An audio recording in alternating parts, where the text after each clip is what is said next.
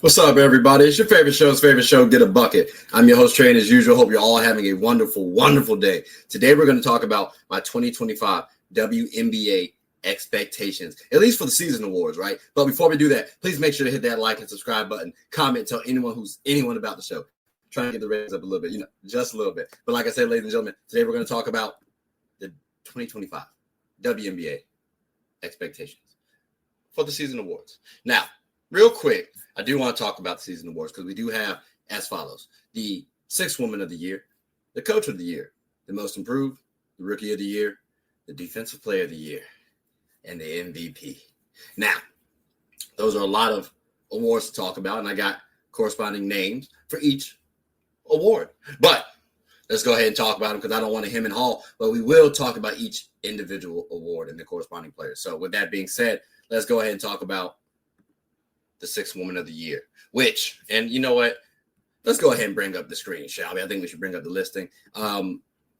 Here we are as follows, right? So I have Natasha Cloud, Brionna Jones, Cheyenne, Parker-Tyus, and Dana Evans. Now, these women can hoop, okay? Natasha Cloud, she'll be on the Liberty. Brionna Jones, she's on the Dream. Cheyenne Parker-Tyus is on the Aces, and Dana Evans is on the Aces as well. Notice the Aces have 2 Sixth Women of the Year candidates for me. That's pretty noting, right? Like, Aces might be a tough task, and we all knew that too. But the Liberty as well boasts one too. The defending champs, shout out to the Liberty, right? They have Natasha Cloud, who is very slept on to me, very underrated. And I think her skill set will be amplified once she gets to the Liberty. She can play off guard. She can play the point guard. She'll be very key for the Liberty this season. And then we got Brionna Jones as well too. Ladies and gentlemen, the Atlanta Dream, they actually are a pretty scary team. And when I look at this squad, I think they have the potential to go the distance. That's right. This Atlanta Dream team can win a championship this season if they play to their potential. And Brionna Jones is one of those key players because, again, she's been an all-star before. Now coming back off the bench, I think that'll be wondrous. And she can still play with Brittney Griner, Alicia Gray, Ryan Howard. So, again, yes, she could come off the bench. I hope she does because, again, that's when the Sun were very successful, so I hope she does. But, ladies and gentlemen, those are my 6 women of the year candidates right here: Natasha Cloud, Brionna Jones, Cheyenne Parker-Tyus, and Dana Evans. We got to talk about them too real quick because, like I said, the Aces, they boast 2 potential players. Dana Evans could probably come off the bench. Cheyenne Parker could possibly start. But I expect both to come off the bench to give the Aces a fiery punch. And that's why I got them there because they usually have a 6th Woman of the Year candidate. So, again, 6th Woman of the Year, y'all heard my listing.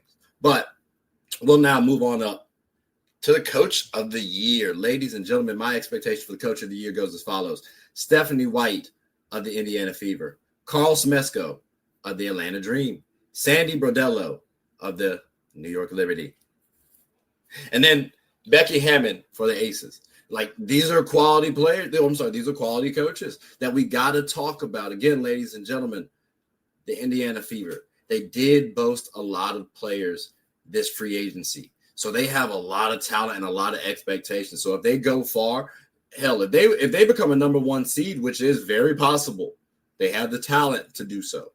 The cohesion we got to figure out. But if they do that, I can see her being a Coach of the Year.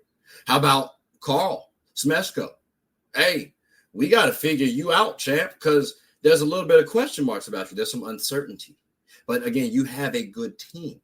They are new, but you have a good team. So the ball's in y'all court. But a lot of things can go well for the Dream this year. They just got to play their cards right. And then Sandy Brondello, listen, the Liberty, y'all just won championship, right? So what happens if y'all the number 1 seed again, but y'all do it in dominant fashion? I think it's fair to say you got to give her the Coach of the Year. Because, again, they just won defending champs, and now they repeat everything. And keep in mind, teams have retooled now. So I do think it's fair to say if they win the first seed in dominant fashion, she needs to be Coach of the Year. And then Becky Hammon, same thing for the Aces. They have the talent to be the number 1 seed. I'm not going to rinse, wash, and repeat what I just said for the Liberty. Just know it's the exact same thing that I said for the Liberty. Number 1 seed, dominant fashion. They do that, Coach of the Year. They have the talent to do so. But again, ladies and gentlemen, Those are my coach of the year expectations. So with that being said, let's go on and transition on to the next one, which is most improved. Now, my most improved, ladies and gentlemen, it's a couple players. We do have Nalissa Smith, Ezzy Magbegor, Angel Reese, Caitlin Clark, Aaliyah Edwards, and Aaliyah Boston. Now, that's a lot of names when you really think about it. But in actuality, give me a little grace because I do have expectations for all of these players. Nalissa Smith, you got to bounce back, especially given the fact that you just got traded from the Fever. So I'm expecting a little chip on your shoulder, right? Remember when Brandon Ingram for the Lakers got traded to the Pelicans? I'm not saying all-star level play immediately. I'm saying most improved, which she's very capable of doing. She has a good amount of talent. That's a double-double machine right there. So, again, I do expect something decent from Nalissa Smith. Ezzy Magbegor, Jewel Lloyd's now off the squad. You could become the second option on the team. Yes, y'all have Skylar Diggins-Smith and Nneka Ogwumike. You could be the number two option.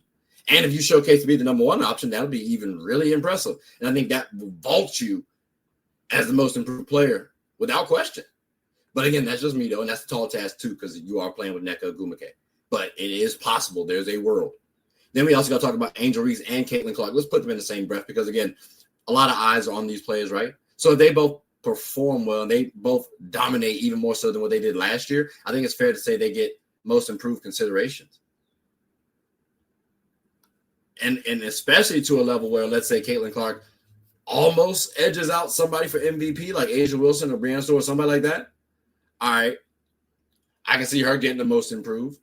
Or if Angel Reese is shooting the ball real well and now is a mismatch, a nightmare, got to be considered for most improved. But that would be the reasons why I would consider them. How about Aaliyah Edwards? Because, hey, I don't know if y'all remember the Unrivaled League. She did do her thing. So, again, we got to factor stuff like that because a lot of eyes should be on Aaliyah Edwards. Remember, she got Stewie out of the way. She took Napheesa Collier the distance. So at least I expect something extra out of Aaliyah Edwards. Maybe you do too. And then how about Aaliyah Boston? Because, again, we talked about Angel Reese. We talked about Caitlin Clark. You don't think eyes are on Aaliyah Boston? Aaliyah, this could be your time to be most improved, be dominant for your team. Hell, you could be the best player on your team when we think about it. But, again, she could be most improved if she shows that she's the best player. But, again, ladies and gentlemen, those are my listings for most improved. And it's a little list. I'm not going to lie to you. But that's what we got. So hope y'all liked it. Let me know. But we're going to move on to one of my favorites, the Rookie of the Year. The Rookie of the Year should be a good one. I'm going to keep it simple. I do expect Paige Bueckers to win this one. I'm not going to lie to you all. Paige Bueckers really should win this. However, I got a few names like Haley Van Lith could win it, right? She's in a good situation, learning from a Courtney Vandersloot on the Sky, maybe, you know what I'm saying? You say Yosete on the Golden State Valkyries. She will have ample PT in theory. If she does her thing, who knows? Maybe the Valkyries surprise some people, and now she wins Rookie of the Year because they did better than what we expected. That could happen. Who knows? And then Dominique Malonga. Now, here's the thing. History is really working against Dominique. She's the number 2 pick, and no number 2 pick in the history of the WNBA has won the Rookie of the Year. Now, she has the talent to do so. She also has not shown up to practice just yet. So, again, if she is on the team, she has the talent to win Rookie of the Year. Will she get the opportunity? We will find out. But, again, this one could be interesting. This number 2 pick could be interesting. I said it kind of before, but, again, she gets the reps. Expect her. So, again, ladies and gentlemen, those are my Rookie of the Year expectations. But we ain't going to hem and haw too much about those because, like I said, I do expect Paige Bueckers to win that. So let's move on up to the DPOY listing. Now, the DPOY listing, ladies and gentlemen, it gets a little shorter list, right? Because for me, I look at a couple players, and you might note that A'ja Wilson is not on this listing. No disrespect, but I expect Brittney Griner and Alyssa Thomas and then Napheesa Collier to do their thing. Hear me out. The Aces, they do have a good defensive team. The Dream, if they look like defensive juggernauts, it will be perceived that Brittney Griner was the head of the snake defensively. And then Alyssa Thomas, who is now on the Mercury, if they look like they haven't lost a step and they look like defensive juggernauts, she will be the perceived key cog. And then, of course, Napheesa Collier with the Lynx. I thought she should have won DPOY last year, and she did. So we got to keep her on this listing. But again, ladies and gentlemen, these three players, I understand people think A'ja Wilson for DPOY. These three players I'm also considering too. In fact, they might be higher on the listing for me this season than A'ja Wilson. But I'm not going to discredit A'ja Wilson. I just expect these three to be a little higher this season. But again, ladies and gentlemen, those are my DPOYs for this season. So let's see how they pan out. And then finally, we got to talk about them because we're here. The MVPs. And as you've noticed, I'm keeping these a little high level right now because I'm going to give a deep dive on the teams and I'll talk more about them. But right now, we got to talk about for my MVP expectations. Napheesa Collier, Breonna Stewart, A'ja Wilson, Rhyne Howard, and Caitlin Clark. All of those players can get MVP consideration. Keep in mind the Caitlin Clark one is because of the stands, right?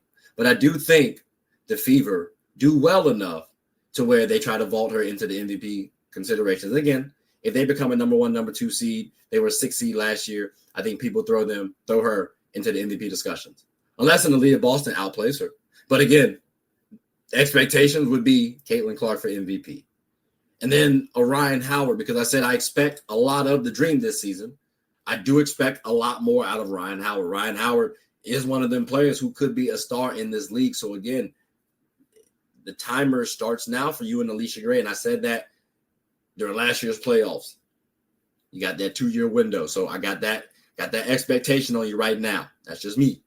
Then we got to talk about A'ja Wilson. Because MVP, she's been before. Right?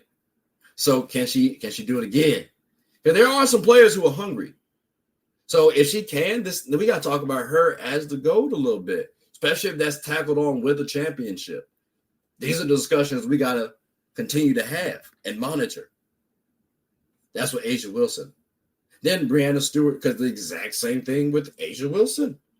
She does that. Hey, maybe we need to talk about Stewie more so than A'ja Wilson. So what have you done for me, league? Right? All right. So again, MVP expectations. I am expecting these women. And then finally, Napheesa Collier. I expected her. I thought she was going to win it last year, to be honest with y'all. So the fact that we can't do it again, if the Lynx end up being a top seeded team, I understand they went to the finals last year. Again, based on talent, if they're a top seed team, you cannot keep her away from MVP, bro. You cannot do it back-to-back seasons. You can't. I'm sorry. So if Napheesa's Lynx are at the top, MVP. And that's kind of a consistent thing. Because again, ladies and gentlemen, all these women can hoop. All these women have good teams surrounding them. So, and they can get a bucket. But again, ladies and gentlemen, those are my WNBA award expectations. And there's a few lists, like I said, there's a few names on the list. I'll give you that. But it's early. Give me some credit.